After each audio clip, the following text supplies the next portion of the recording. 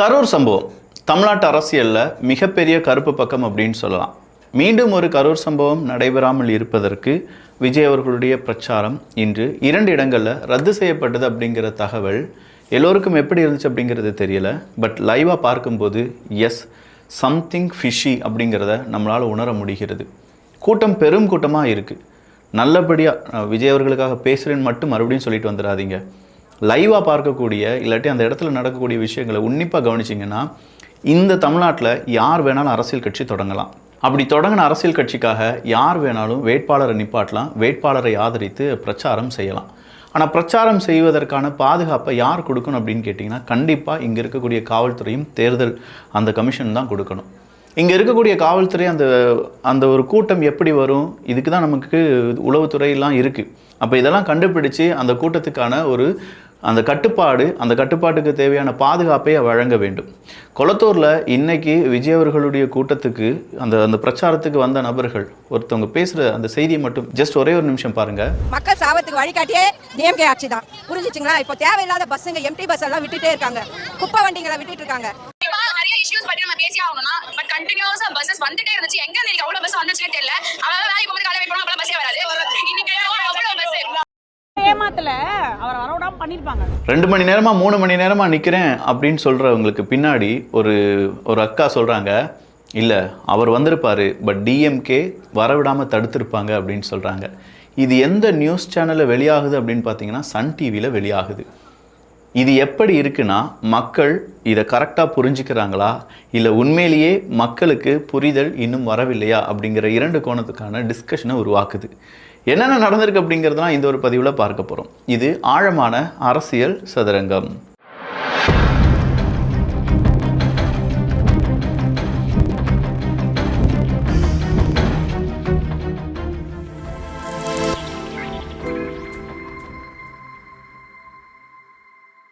கொளத்தூரில் மக்கள் அலையை பார்த்த பின்னர் தலைவர் அவர்களுக்கு பேசவே மனம் வரவில்லை, பாதியில் முடித்துவிட்டு கிளம்பி விட்டோம் அப்படின்னு சொல்லி ஆதவர்ஜுனா அவர்கள் சொல்கிறாங்க. இன்றைக்கி ஹாட் டாப்பிக்கே இதுதான். ஏன்னா பிரச்சாரம் அப்படிங்கிறத ஸ்டார்ட் பண்ணுறாங்க, வேட்புமனு தாக்கல் அப்படிங்கிறதெல்லாம் செஞ்சிட்டாங்க. பிரச்சாரத்தை ஸ்டார்ட் பண்ணும்போது விஜய் அவர்கள் ஃபர்ஸ்ட் அவருடைய தொகுதியான பெரம்பூருக்கு போகிறாரு. ஒரு 10-15 நிமிஷம் பேசுகிறான்னு வச்சுக்கோங்களேன். உங்களுக்காக வழியை தாண்டி நிறைய வழிகள் இருக்குது, ஆனால் நான் வந்திருக்கேன், இங்கே இருக்கக்கூடிய ஊழல் பயங்கரமாக இருக்குது அப்படின்னு சொல்லி அஸ் யூஷுவல் போன முறை அவர் என்ன பேசினாரோ அதே தான் ரிப்பீட்டாக இங்கேயும் பேசினார். கூடுதலான டைலாக் அதுதான் இருந்துச்சு அப்படிங்கிறதுல எனக்கு மாற்றுக்கிறது கிடையாது. கொஞ்சம் வித்தியாசமாக பேசியிருக்கலாம், இல்லாட்டி வேறு விஷயங்களை பற்றி பேசியிருக்கலாம். அங்கே இருக்கக்கூடிய கூட்டத்துக்கு விஜய் அவர்கள் அந்த ஸ்பீச் கொடுத்துக்கிட்டு மறுபடியும் அங்கே கொளத்தூர் போகிறார் அப்படின்னு சொல்லும்போது அங்கே பெரிய கூட்டம் ஒன்று உருவாகுது. அந்த பெரிய கூட்டம் அப்படின்னு சொல்லும்போது அதை கட்டுப்படுத்த தவறிய காவல்துறை அதிகாரிகள் அப்படின்னு சொல்கிற குற்றச்சாட்டை தாவேகா முன்வைக்கிறாங்க. ஏன்னா தாவேகா மறுபடியும் ஒரு கரூர் சம்பவம் அப்படிங்கிறத அவங்களால அக்செப்ட் பண்ண முடியுமான்னு கேட்டால் முடியாது. அவங்களால மட்டும் கிடையாது, என்டையராக தமிழ்நாடு அரசியலில் இருக்கக்கூடிய திமுகவாக இருக்கட்டும் அதிமுகவாக இருக்கட்டும் இப்போ எல்லாருமே தனித்தனியாக நிற்கிறாங்க. தனித்தனியாக நிற்கிறதோடு மட்டும் இல்லாமல் யார் மேலே யார் குறை சொல்லலாம், குற்றம் சொல்லலாம் அப்படின்னு சொல்கிறதுல தெளிவாக இருக்காங்க. மக்கள் என்னதான் நல்லபடியாக சில விஷயங்களை புரிந்து கொண்டாலும் குழப்புவதற்கு அப்படின்னு சொல்லி அரசியல் எப்போவுமே உண்மை ஜெயிக்கிறதுக்கு தான் ஆதாரம் வேணும், பொய் ஜெயிக்கிறதுக்கு குழப்பம் இருந்தாலே போதும்னு சொல்லுவாங்கள்ல. இப்போ குழம்பிய மனநிலைமையிலேயே மக்களை வைத்துக்கொள்வதற்காக ஏகப்பட்ட அரசியல் கட்சியை சார்ந்தவங்க அவங்களுடைய வேலையை செஞ்சிட்ருக்காங்க அப்படிங்கிறது நமக்கு நல்லாவே தெரியும். எகெயின் அங்கே ஒரு இன்சிடென்ட் நடந்துடக்கூடாது, தவறான ஒரு இன்சிடென்ட் நடந்துடக்கூடாதுன்னு சொல்லி அவருடைய பிரச்சாரத்தை பாதியில் முடித்து விட்டார் அப்படிங்கிற செய்தியை பார்க்கும்போது உண்மையிலேயே அங்கே இருக்கக்கூடிய அந்த பெண் கேட்டதான் நம்ம ஞாபகத்துக்கு வருது. அவர் வந்திருப்பார், ஆனால் டிஎம்கே காரங்க வர விடாமல் விட்டுருப்பாங்க. ஏன்னா கரூர் ரொம்ப முக்கியமான ஒரு நபருடைய தொகுதி. கொளத்தூர் சொல்லவே வேணாம், முதலமைச்சர் மு.க. ஸ்டாலின் அவர்களுடைய தொகுதி அப்படின்னு சொல்லலாம். இப்போ இந்த 2 இடங்களிலும் விஜய் அவர்களை உள்ளே வரவிடாமல் தடுத்திருக்கிறார்கள் அப்படின்னு சொல்கிறத விட உள்ளே வந்து ஒரு இன்சிடெண்ட்டை ஏற்படுத்தி மறுபடியும் ஒரு மரணம் அப்படிங்கிற ஒரு நிலைமை வந்துருச்சுன்னா அது பெரிய இம்பேக்டை ஏற்படுத்தும். அந்த இம்பேக்ட் வரக்கூடாதுன்னு சொல்லி விஜய் அவர்கள் செய்தது சரியாக தவறா நீங்கள் தான் உங்களுடைய கருத்துக்களை இங்கே பதிவு பண்ண போகிறீங்க. இதை நான் விஜய்க்காக மட்டும் பேசலை, எந்த அரசியல் கட்சி நாளைக்கு யார் வந்தாலும் இதே வார்த்தை நான் சொல்வேன் அப்படிங்கிறதுல மாற்றுக்கிறது கிடையாது. அப்போ மற்ற அரசியல் கட்சி தலைவர்கள் வராங்க பேசுகிறாங்க, அவங்களுக்குலாம் பிரச்சனை இல்லையா விக்கி அப்படின்னு நீங்கள் கேட்கலாம். இங்கே இருக்கக்கூடிய ஒரு விஷயத்தை நல்லா புரிஞ்சுக்கோங்க. அரசியல் அப்படிங்கிறத இந்த ஜென்ரேஷன் அந்த இளைஞர்கள் இப்போ தான் விஜய் அவர்கள் வந்த பிறகு நிறைய பேர் அவர் ஒரு ஸ்டார்டம் அப்படிங்கிற அந்த இடத்துலேருந்து வராரு, அவரை பார்க்கறதுக்கு ஏகப்பட்ட கூட்டங்கள் வரும் அப்படிங்கிறது நமக்கு தெரியும். அதனால் மற்ற கட்சி தலைவர்கள் அவங்களுடைய கொள்கைகளால் ஈர்க்கப்பட்ட கூட்டத்தை விட ஸ்டார்டம், அழகு, டான்ஸு, பாட்டு, அவருடைய டைலாக் டெலிவரி, ஸ்டண்ட் இதை வச்சு வந்த கூட்டம் அப்படிங்கிறது பெரும் கூட்டமாக இருக்குது. நம்ம சமுதாயம் அப்படி இருக்குது. அந்த கூட்டம் தான் இங்கே பிரச்சனையை தவிர இந்த அரசியல் கட்சி தலைவர்கள் செய்கிறாங்களே இவர் செய்கிறதுக்கு என்ன அப்படிங்கிற ஒரு கேள்வி இங்கே வேலிடானது கிடையவே கிடையாது என்பதை நல்லா படித்தவங்க, இருக்கக்கூடிய சுச்சுவேஷனை புரிஞ்சவங்க எல்லாரும் புரிந்து கொள்வார்கள். இன்றைக்கி நிறைய இடத்துல சில செய்திகள் என்னால் பார்க்க முடிந்தது. ஒவ்வொரு இடத்துலையும், அதாவது சர்ச்சில் இருக்கட்டும், இல்லாட்டி சில மசூதிகளாக இருக்கட்டும், என்ன ஆனாலும் சரி நம்ம இவங்களுக்கு தான் ஓட்டு போடணும் அப்படின்னு சொல்கிற பிரச்சாரத்தை எல்லாரும் செய்ய ஆரம்பிச்சிட்டாங்க. யார் எப்படி என்ன செஞ்சிருந்தாலும் சரி, சில இடங்கள்லேருந்து வர செய்தி அப்படி தான். உங்களுக்கு எந்த அரசியல் கட்சி, வேறு எந்த அரசியல் கட்சி நல்லது செஞ்சாலும் சரி, அவங்களுக்குலாம் நீங்கள் ஓட்டு போடக்கூடாது, திமுகவுக்கு தான் ஓட்டு போடணும் அப்படின்னு சொல்லி சிறுபான்மையினரை மைண்ட் வாஷ் பண்ணுறதுக்கான அந்த வேலையை இப்போ எல்லாரும் செஞ்சிட்ருக்காங்க. அப்படி எல்லாரும் செய்வதை சீமான் அவர்கள் ஒரு கேள்வியாக கேட்குறார். சிறுபான்மையினர் அப்படின்னு சொல்லி இங்கே யாருமே கிடையாதுரா, எல்லாரும் தமிழர்கள், உங்களை அவங்க பைத்தியக்காரனாக நினச்சி உங்களுக்கு அவங்க பாதுகாப்பு அப்படின்னு நினச்சிட்டு இருக்காங்க. அதாவது சிறுபான்மையினருக்கு நாங்கள் தான் பாதுகாப்பு, எங்களுக்கு நீங்கள் ஓட்டு போட்டால் தான் உங்களை நாங்கள் பாதுகாக்க முடியும்னு சொல்லி திமுக அவங்க மண்டையை கழுவிட்டு இருக்காங்க. உண்மையிலேயே அவங்களுடைய பாதுகாப்பு நீங்கள் தான். அவங்க உங்கள் மண்டையை கழுவி சிறுபான்மையினர்களுடைய ஓட்டு மொத்தமாக எடுத்துக்கிட்டு உங்களுக்கு எதுவுமே செய்யாமல் உங்கள் மண்டையில் மிளகா அரைச்சிட்டு இருக்காங்க. அதை கூட உங்களால் புரிஞ்சுக்கிட முடியலையா? உண்மையிலேயே உங்களுக்கு திமுக தான் பாதுகாப்புனா அல்ல உங்களுக்கு பாதுகாப்பு கிடையாதா? உங்களுக்கு இயேசுநாதர் பாதுகாப்பு கிடையாதா? அவங்க மேலே உங்களுக்கு நம்பிக்கை இல்லையா அப்படின்னு சொல்கிற ஒரு கேள்வியை கேட்குறார். இந்த கேள்வியை கேட்டதோடு மட்டும் இல்லாமல் ஏகப்பட்ட இடங்கள்ல இருந்து நல்லதே செஞ்சுருந்தாலும் நீங்கள் அவங்களுக்கெல்லாம் ஓட்டு போடாமல் நீங்கள் திமுகவுக்கு தான் ஓட்டு போடணும் அப்படிங்கிற மடத்தனத்தை இங்கே யார் உங்களுக்கு சொல்லிக் கொடுக்குறாங்க அப்படிங்கிற கேள்வி எல்லாமே இப்போது சோஷியல் மீடியாவில் ரொம்ப வைரலாக மாறிட்டுருக்கு. பட் இதெல்லாம் ஓரளவுக்கு தான். இந்த மதம் அப்படிங்கிறது மூளைக்குள்ளே வந்துருச்சுன்னு வச்சுக்கோங்களேன். அதேமாதிரி இந்த சாதி அப்படிங்கிறது மூளைக்குள்ளே வந்துச்சுன்னு வச்சுக்கோங்களேன், என்னதான் நல்லது முன்னாடி நடந்தாலும் தெரியாது.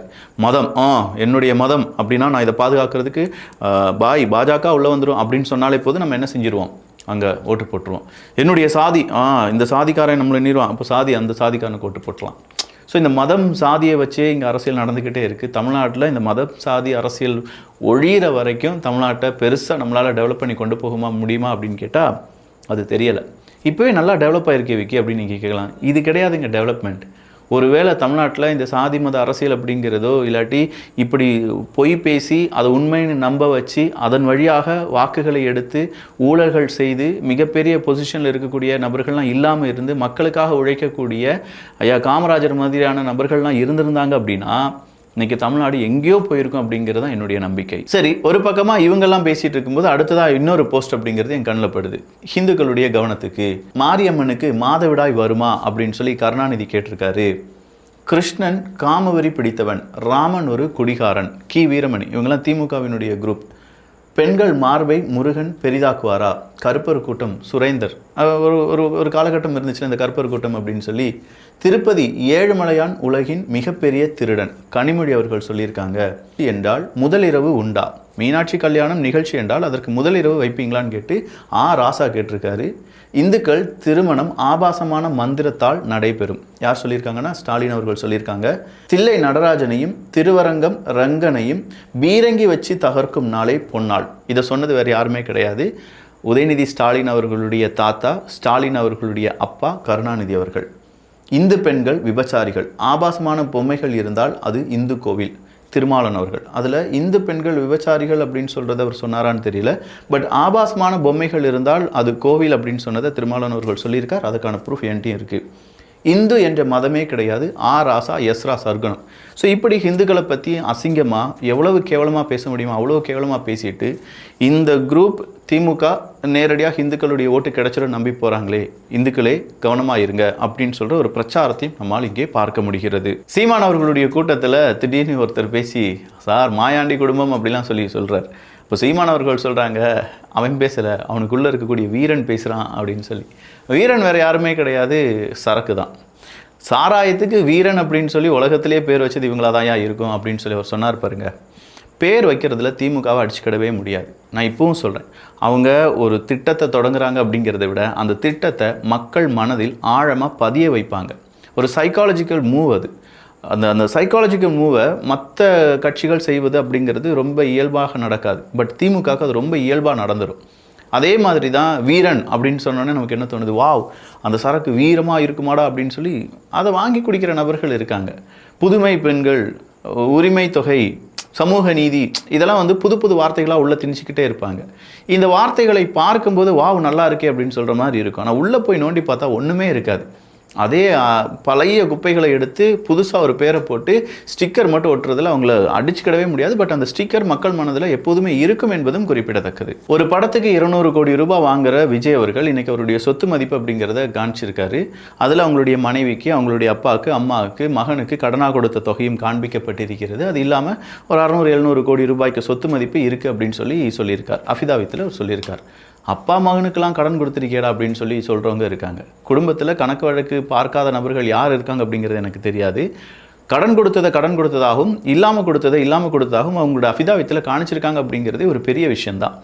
இதை ஏன் நான் சொல்கிறேன்னா, ஸ்டாலின் அவர்கள் இருக்கார் பார்த்தீங்களா, அவருடைய சொத்து மதிப்பு இன்னைக்கு வெறும் 2 கோடி ரூபா காணிச்சிருக்காங்க. யாராவது ஒரு உடன்பிறப்பு ஊபி இதை பற்றி பேசுவானா? பேச மாட்டாங்க. வெறும் 2 கோடி ரூபாய் காணிச்சிருக்காருங்க. நம்ம கருணாநிதி அவர்களுடைய மகன், இப்போதைய சிட்டிங் சீஃப் மினிஸ்டர், நாளைய சீஃப் மினிஸ்டர் கேண்டிடேட், இன்னைக்கு கொளத்தூர் தொகுதியில் வேட்பாளராக நிற்கக்கூடிய ஒரு வேட்பாளர். இது தவிர அவங்க மகன், அவங்க பேரன் யார், நம்ம இன்பநிதியெலாம் இட்லி கடைன்னு சொல்லி அது ஒரு 100-200 கோடி ரூபாய்க்கு படத்தெல்லாம் தயாரிச்சிட்டு இருக்காங்க. ஒரு படத்தை தயாரிக்கிறதுக்கு எவ்வளோ ரூபாய் வேண்டும் அப்படிங்கிறத யோசிச்சு பாருங்கள். இப்படி இருந்து அவருடைய அஃபிதாவித்தில் வெறும் 2 கோடி ரூபாய் தான் இருக்குது அப்படின்னு சொல்லி காண்பிச்சிருக்காங்க. அப்பா மகன் பிள்ளைக்கு பொண்டாட்டிக்கெல்லாம் கடன் கொடுத்துருக்காருன்னு சொல்ல தெரிஞ்ச நமக்கு 2 கோடி ரூபாயில் ஒரு சீஃப் மினிஸ்டர் இருக்கார். அதுவும் நம்ப முடியுதாங்கிறத, எப்படி அதை கடந்து செல்கிறோம் என்பது எனக்கு புரியலை. 600-700 கோடி ரூபாய் காணிச்ச அவரா, 2 கோடி ரூபாய் காணிச்ச இவரா அப்படிங்கிறது ஒரு புறம் இருக்கட்டும். சீமானவர்கள் சொந்த வீடு கிடையாது. எஸ், 55 லட்சம் ரூபாய் அப்படிங்கிறது என்னுடைய மொத்தமாக இருக்குது. 5 லட்சம் ரூபாய்க்கான ஒரு கடன் இருக்குது அப்படிங்கிற அசையும் சொத்து மொத்தமாக அவருடைய கணக்கில் 55 லட்சம் ரூபாய்.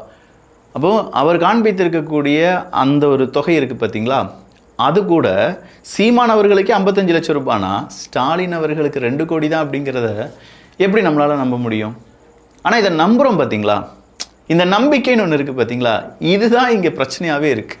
இந்த நம்பிக்கையில் சின்னதாக ஒரு கேள்வி கூட வந்துடக்கூடாதுன்னு சொல்லி இதை பற்றி யாரும் பெருசாகவே பேச மாட்டாங்க. 600 கோடி கூட காணிச்ச விஜய் அவர்கள் அப்படின்னு சொல்லி அதை பெருசாக காண்பிக்கிறாங்க. 2 கோடி எவ்வளோ எளிமையான மனிதரப்பா. 2 கோடியில் ஒரு வீடு, சென்னையில் ஒரு வீடு வாங்கணும்னு வச்சுக்கோங்களேன். ஒரு வீடுக்கு கண்டிப்பாக நான் சொல்கிறேன், கிட்டத்தட்ட அவங்க வாழ்கிற மாதிரியான, இப்போ நம்ம சீஃப் மினிஸ்டர், அவங்களுடைய மகன், மருமகன், இல்லாட்டி அவங்கெல்லாம் வாழ்கிற மாதிரியான ஒரு வீடை நீங்கள் சென்னையில் வாங்கினா கிட்டத்தட்ட 10 to 12 கோடி ரூபா. சிம்பிளாக நார்மலாக ஒரு மனுஷன் அங்கே ஒரு வீடு வாங்கணும்னா 1 கோடி 1.5 கோடி கொடுக்கணும். இல்லாமல் நீங்கள் நல்ல ஒரு இடத்துல, மெயினான ஒரு இடத்துல, நல்ல சாலைகள் இருக்கக்கூடிய, மழை வந்தால் தண்ணீர் தேங்காத ஒரு இடத்துல உங்களால் வீடு வாங்கிட முடியுமா? அப்படி வாங்கிட்டீங்கன்னா அதுக்கு ஒரு 2 கோடி கம்மியாக உங்களால் வாங்கிட முடியுமா? அவர் உபயோகப்படுத்துகிற காரு, அவங்களுடைய செலவு, ட்ரெஸ்ஸு, இதெல்லாம் சேர்த்து 2 கோடி தான் இருக்குன்னு சொல்லி காண்பிச்சிருக்காங்க அப்படிங்கிறது ஓகே. திருச்செந்தூர் கோவில் இருக்குது பார்த்தீங்களா, திட்ட வளாக பணிகளுக்காக வரைபடம், ஜஸ்ட் லே அவுட் மட்டுமே தயாரிக்க 8 கோடியை நம்ம செலவு பண்ணியிருக்கோம் அப்படிங்கிற ஷாக்கிங்கான நியூஸ் வெளியாகி இருக்கிறது. தமிழ் ஜனம் அதை வெளியிட்டிருக்கிறார்கள். ஆர்டிஐ மூலமாக இந்த பதில் கிடைத்ததாக சொல்லப்படுது. 8 கோடி ரூபா யார் வீட்டு காசு? எல்லாம் நம்ம உண்டியல் காசு தான். கூப்பன் கிடைத்தால் சிறு குறு தொழில் வளருமாம். ஓஹோ, ஃப்ரிட்ஜ், வாஷிங் மிஷின், டிவி தயாரிக்கும் ஒரு 10 MSME நிறுவன பெயர் சொல்லுங்க பார்க்கலாம். இத்தனை உருட்டு எதுக்கு அமைச்சரே? நேரடியாக 8000 வங்கியில் செலுத்தினால் ஒரே நொடியில் முடிய போகிறது. சரிதானே? 8000 ரூபா நேரடியாக வங்கியில் செலுத்தினா முடிஞ்சிட போகுது. 8000 ரூபா கூப்பன் எதுக்கு? அந்த கூப்பன் இருந்தால் தானே கொள்ளையடிக்க முடியும் அப்படின்னு சொல்லி எடப்பாடி பழனிசாமி அவர்கள் கேட்குறார். இன்னைக்கு பிரச்சாரத்தில் சொல்கிறார், அதிமுக ஆட்சிக்கு வந்தால் 10,000 ரூபா நேரடியாக உங்களுடைய வங்கி கணக்கில் வைக்கப்படும். ஆனால் திமுக 8000 ரூபா கூப்பன் அப்படின்னு சொல்லி அதை எவன் கொடுப்பான்?